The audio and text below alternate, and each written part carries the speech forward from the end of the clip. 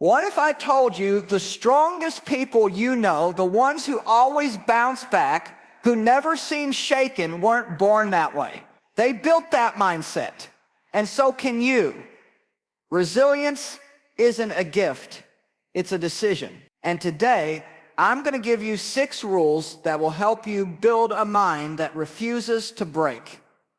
In a world filled with uncertainty, adversity, and pressure, your greatest weapon isn't luck, it's resilience. And the truth is, mental strength isn't about avoiding pain. It's about becoming the kind of person who can rise in the face of it. Let's break down 6 powerful, practical rules to help you forge a mind built for anything. Number 1, choose discipline over emotion. When life gets tough, and it will, your emotions will be the first to speak. They'll shout things like, "This is too much, I can't handle this," or "Why even try?" And if you're not careful, you'll listen. You'll give in to how you feel instead of doing what needs to be done. But here's the truth that separates those who survive from those who thrive. Resilient people don't obey their emotions. They lead them. Discipline is what steps in when motivation walks out. It's the inner strength that says, "I know how I feel, but I also know what I must do." You might feel tired, afraid, discouraged, or angry, but discipline keeps you grounded in action. It's the decision to show up, to keep going, and to move forward, regardless of your emotional weather. Think about athletes, soldiers, or successful entrepreneurs. Do you think they always feel ready, inspired, confident? No. They've just trained themselves to act anyway. They've built a system around showing up even when the feeling isn't there. That's where resilience is born, not in the moments when everything is going well, but in the moments when nothing is and they still refuse to quit. Discipline doesn't mean being emotionless. It means mastering your emotions, not being ruled by them. It means creating a gap between what you feel and how you respond. In that gap is your power. A resilient mind doesn't suppress emotions. It acknowledges them, respects them, but doesn't hand over the steering wheel. Imagine you're climbing a mountain. Halfway up, the wind picks up. Your legs ache. You can't see the top. Emotion says, "Turn back." Discipline says, "Take the next step." And then the next, and then the next. That's how you reach the summit. Not through emotional highs, but through unshakable focus. Here's a simple practice. When emotions rise, pause and ask yourself, what would the disciplined version of me do right now? Then do that. You're training your brain to make strength a habit. And the best part, every time you choose discipline, you reinforce your identity. You stop seeing yourself as a victim of your circumstances and start seeing yourself as someone who takes ownership no matter what. That shift alone builds a powerful, resilient foundation for your life. So remember this, the path to a strong, unbreakable mind isn't paved with feeling. It's paved with choices. And one of the most powerful choices you'll ever make is to let discipline, not emotion, lead the way. Resilience begins when you stop waiting to feel ready and start acting like the person you're becoming. Number 2, control what you can. Release what you can. Resilience is not about controlling everything. It's about mastering the few things that are in your control and learning to let go of the rest. That's where your power lives. One of the biggest sources of mental exhaustion is trying to force results, people, or circumstances that are beyond your reach. The resilient mind understands this truth deeply. Energy is precious, and misdirected energy is a thief. Let's break this down. There are 2 circles in life. The first is your circle of control. Your thoughts, your actions, your attitude, your responses. The second is your circle of concern. The economy, other people's opinions, the past, the future, outcomes. You can influence the second, but you'll never control it. The more you focus on the things outside your control, the more powerless and frustrated you become. The more you lock into what you can do, the more grounded, focused, and resilient you become. This rule is simple, but it's not easy. When life feels like it's spinning out of control, our first instinct is to try harder, to force things back into order. But here's the shift. You don't need to control everything. You just need to control yourself. Your thoughts, that's yours. Your work ethic, that's yours. How you respond to setbacks, how you treat people, how you show up even when it's hard, those are all within your reach. And when you focus there, you take your power back. Think of a storm. You can't stop the wind, but you can anchor your boat. You can't calm the waves, but you can adjust your sails. That's the essence of mental resilience, knowing how to stay steady when the world is shaky. And releasing what you can't control isn't weakness, it's wisdom. It takes strength to say, this is not mine to carry. Letting go of outcomes doesn't mean giving up, it means trusting the process while showing up with everything you've got. Want a practical way to live this rule? Start each day with a simple question. What is in my control today? Write it down. It might be your routine, your focus, your prayer, your attitude. And then ask, what must I release today? Maybe it's fear of the future. Maybe it's someone else's opinion.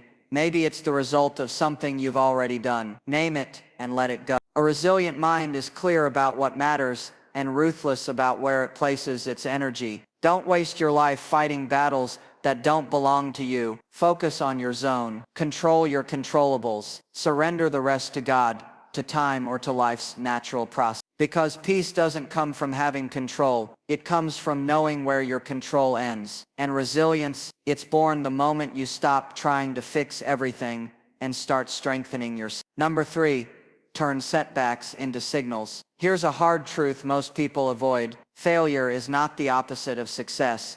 It's part of it. And if you want to build a resilient mind, you have to stop fearing setbacks and start learning from them. Because resilient people don't crumble when things go wrong.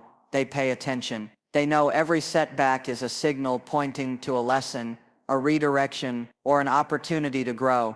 We're conditioned to believe that failure is shameful, that if something doesn't work out, it means we're not good enough, smart enough, or strong enough. But that's a lie. The people who go the furthest in life are not the ones who avoid mistakes. They're the ones who extract wisdom from every one of them. Resilience is about seeing what others miss. It's not just about bouncing back. It's about bouncing forward with better understanding, sharper focus, and deeper insight. Think about this.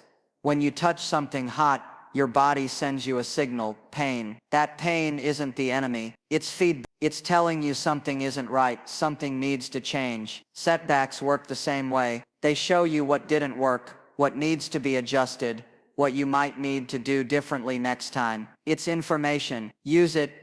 A resilient mind treats failure like a compass. It doesn't mean you're off course.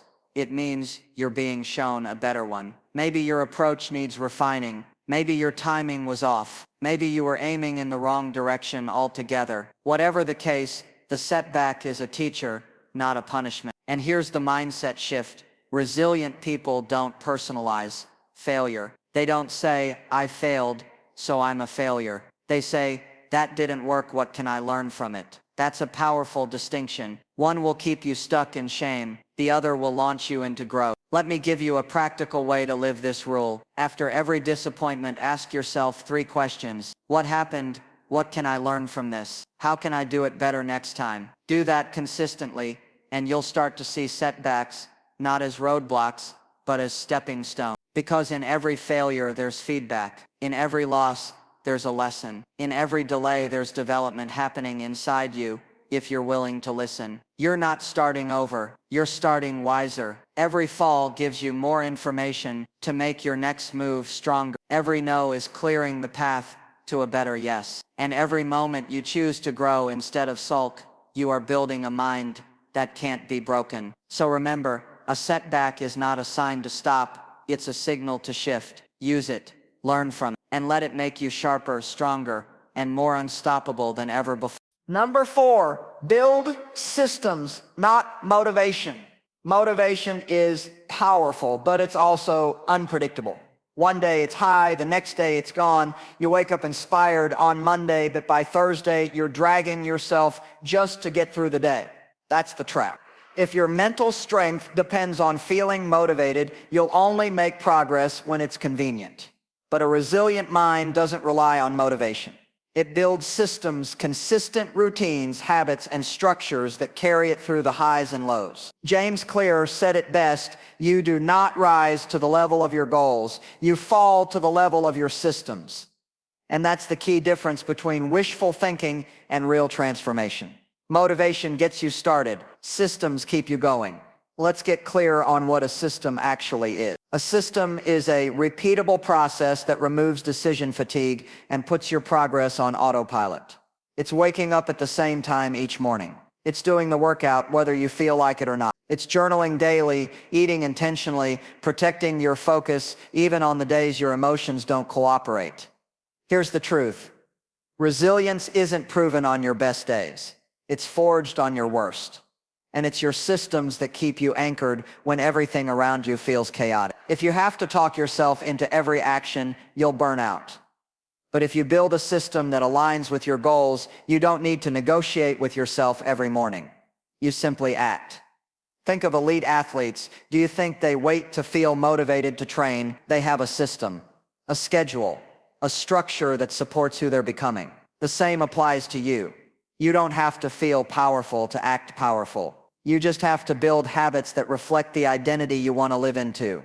Want to become a resilient writer? Don't wait for inspiration. Set a daily writing time. Want to grow in faith? Don't rely on emotional highs. Schedule your prayer, reflection, or study. Want to become mentally strong? Don't hope for better days. Build routines that strengthen your mind daily, like gratitude, cold exposure, focused work, or journaling. It's not about perfection. It's about consistency. Tiny disciplines repeated daily create a foundation that even the strongest storm can't shake. That's how the mind becomes resilient. Not through motivation, but through momentum. Here's a practical takeaway. Design a simple system that supports your goal. One habit, one time of day, one trigger to get it started. Then repeat it. Not when you feel like it, but every day. Let it become your anchor. Because the people who win in the long run aren't the ones who always feel good. They're the ones who keep showing up. System by system, brick by brick. And when life tries to knock them down, their systems keep them standing tall. So don't chase motivation. Build the structure, build the rhythm, build the resilience. Number 5, stay rooted in a bigger purpose. When life shakes you, your why is what stabilizes you. Resilient people are not immune to pain. They just have a deeper reason to keep going. They're not tougher by chance, they're driven by purpose. When everything around you feels uncertain, your purpose becomes your anchor. It gives your pain context. It gives your struggle meaning. It turns your suffering into fuel. Without purpose, adversity feels random. Every challenge seems like punishment. Every failure feels final. But when you're rooted in a bigger reason for living, whether it's your faith, your family, your calling, or a vision you believe in, you stop seeing pain as something to avoid. You see it as something you're willing to endure. Purpose doesn't eliminate pain, it transforms it. Ask yourself, why do I do what I do? What do I want my life to stand for? Who am I fighting for? When you answer those questions honestly, you'll tap into a power far stronger than comfort. Because comfort won't get you through the hard season, but purpose will. Purpose pulls you through the days when your body is tired and your heart is heavy. It reminds you that your current struggle isn't just about now, it's about who you're becoming and what legacy you're building. It reframes the question from why is this happening to me to how is this shaping me? Look at the most resilient people in history, leaders, inventors, prophets, reformers. What kept them going when the odds were against them? It wasn't comfort, it wasn't motivation, it was a deep, unshakable sense of mission. They believed they were here for something bigger than themselves. And that belief gave them the strength to face unimaginable opposition and keep moving forward.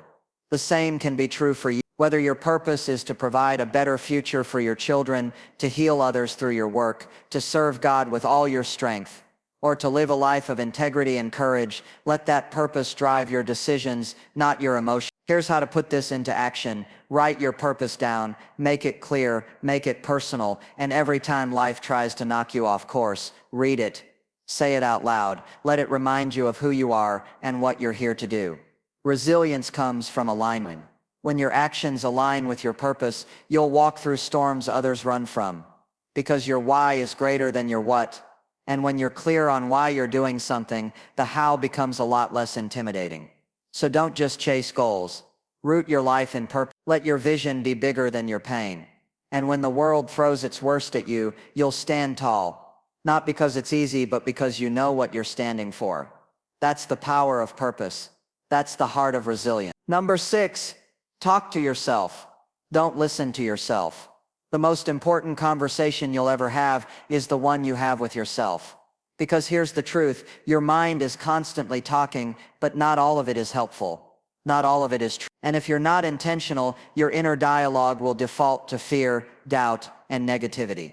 That's why the 6th rule of building a resilient mind is this: don't just listen to yourself. Talk to yourself.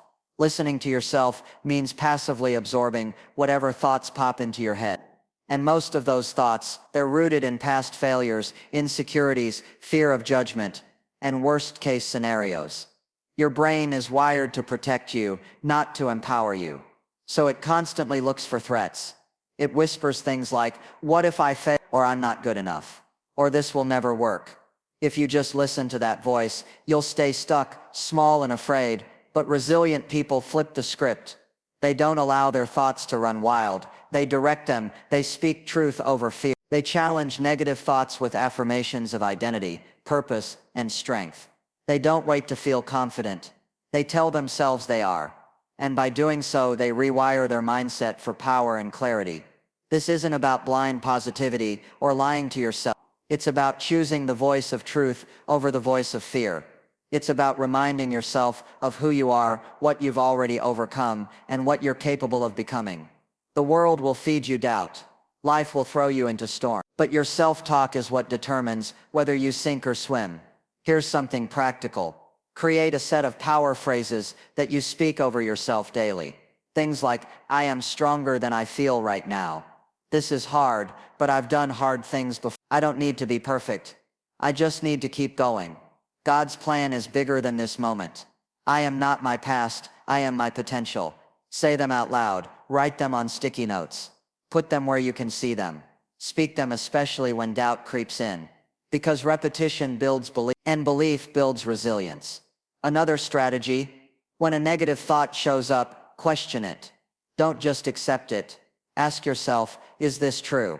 Is this helpful? What would my future self say about this? That process alone can break the cycle of mental sabotage. Resilience isn't about silencing every fear. It's about overriding it with stronger, truer words. Words that come from a place of purpose, identity, and discipline. And the more you practice speaking life to yourself, the less power fear will have over you. So talk to yourself like someone you're responsible for. Encouraging. Be firm. Be honest. But above all, be intentional. Because the story you tell yourself becomes the life you live.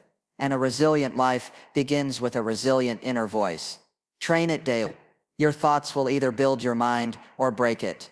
Make sure you are the one doing the building.